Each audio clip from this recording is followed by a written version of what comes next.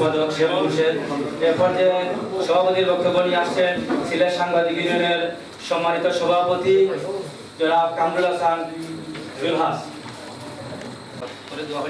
সিলেট সাংবাদিক ইউনিয়ন কর্তৃক আয়োজিত আজকের এই ইফতার ও দোয়া মাহফিলের সম্মানিত প্রধান অতিথি, আজকে তিনি এই সাংবাদিক ইউনিয়নের প্রথম উদ্যোক্তা, যার হাত ধরে 2011 সালে এই সাংবাদিক ইউনিয়ন প্রতিষ্ঠিত হয়েছিল, তারই ধারাবাহিকতায় 2014 সালে সংগঠনটি নিবন্ধন লাভ করে।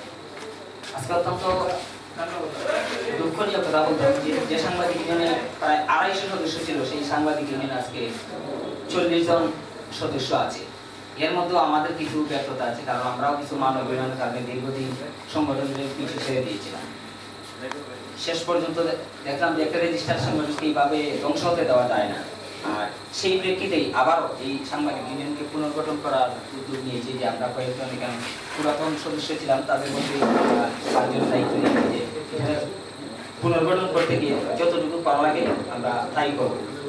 আমাদের কুমারীরা এখানে আছেন, উনি ওনার বক্তৃতায় বলেছেন যে আমরা ফেডারেল সাংবাদিক ইউনিয়নের অংশ হতে চলেছি, বাংলাদেশ ফেডারেল সাংবাদিক ইউনিয়নের অংশ হতে চলেছি। সেই দিন বেশি দূরে না, আমরা খুব শীঘ্রই সেটা দেখতে পাবেন।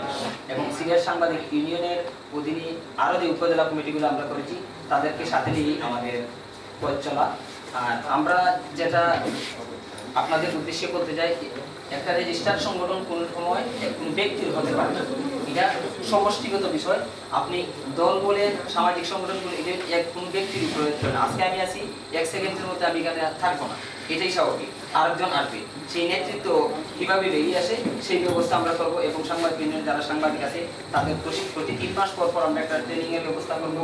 আমরা নিজস্ব তৈরি করছি, কীভাবে তাদেরকে ট্রেনিং দিয়ে, প্রশিক্ষণ দিয়ে এইখানে প্রতিষ্ঠিত করা যায় এবং সত্য সংবাদ কীভাবে উঠে আসবো। কারণ অনেক অপসাংবাদিকতার কারণে সাংবাদিকতার বদনাম হচ্ছে, আমরা সেই জিনিসটা সামনে রেখেই কাজ করবো। এবং আমি সিলেট সময় টিভি এবং সিলেট প্রেস ক্লাবের সাবেক সভাপতি ভাইয়ের সাথে কথা বলেছি, ভাইয়ের সাথে কথা বলেছি, এবং তাদের সাথেও বলছি যে আপনারা আমাদেরকে সহযোগিতা করেন, আমরা সাংবাদিক ইউনিয়নকে জেলে সাজাতে চাই। তারাও আমাদেরকে প্রতিশ্রুতি দিয়েছেন যে আপনারা আগাতে থাকেন, আমরা আপনাদের পাশে আছি। তবে একটা জিনিস চিন্তা করবেন যে কোনো অনলাইন, শুধু অনলাইন হলে চলবে না, অন্তত প্রিন্ট মিডিয়া যারা আছে তাদেরকে আপনারা এই সদস্য নেবেন এবং তাদেরকে ট্রেনিংয়ের ব্যবস্থা করেন, আমরা আপনাদেরকে সহযোগিতা করব। আমি আপনাদেরকে সাংবাদিক ইউনিয়নের যারা সদস্য আছেন, যেহেতু আমরা জেলে সাজানোর একটি দীর্ঘমেয়াদী পরিকল্পনা নিয়েছি, হুট করে সব কিছু হবে না, ধীরে ধীরে আমরা আগাবো।